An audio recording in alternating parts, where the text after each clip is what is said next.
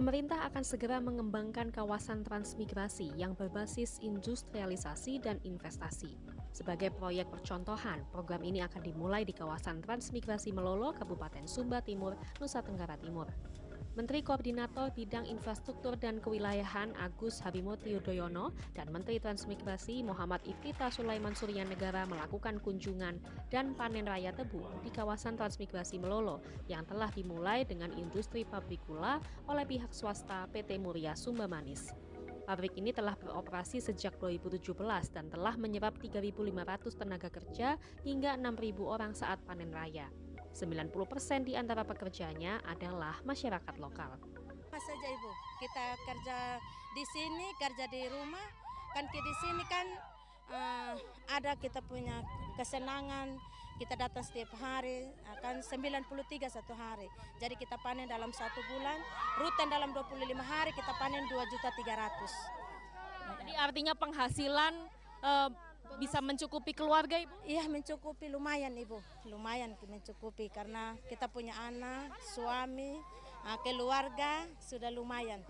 Menko AHY dan Mentrans Iftithah mengapresiasi pihak swasta yang mampu memanfaatkan teknologi mengatasi tanah gersang dan cuaca panas ekstrim di daerah Sumba Timur.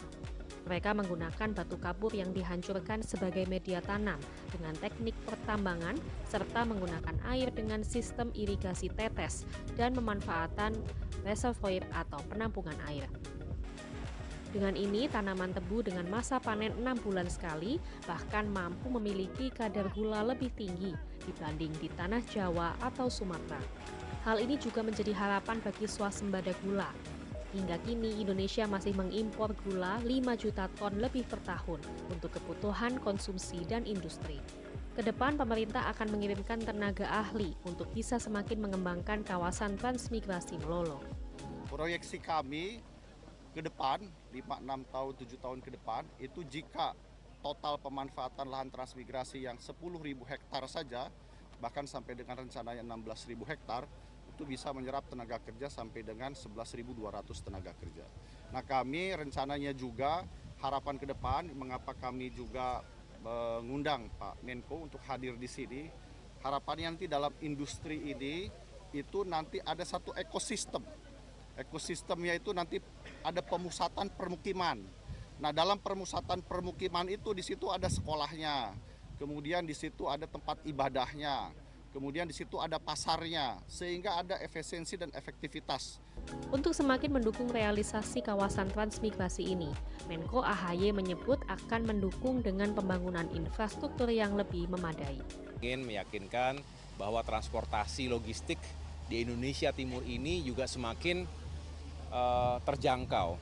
Ini yang juga selama ini membuat harga atau biaya pembangunan itu jauh lebih tinggi di kawasan Indonesia Timur. Ini juga terkait dengan infrastruktur dasar, mobilitas, saya ulangi, konektivitas, termasuk juga berbagai fasilitas transportasi yang harus terus diperkuat, dimodernisasi dan ditingkatkan. Selain Melolo di Sumba Timur, pemerintah akan merevitalisasi dan mengembangkan 45 kawasan transmigrasi prioritas di seluruh Indonesia pada 2025 hingga 2029 dengan anggaran 1,05 triliun rupiah.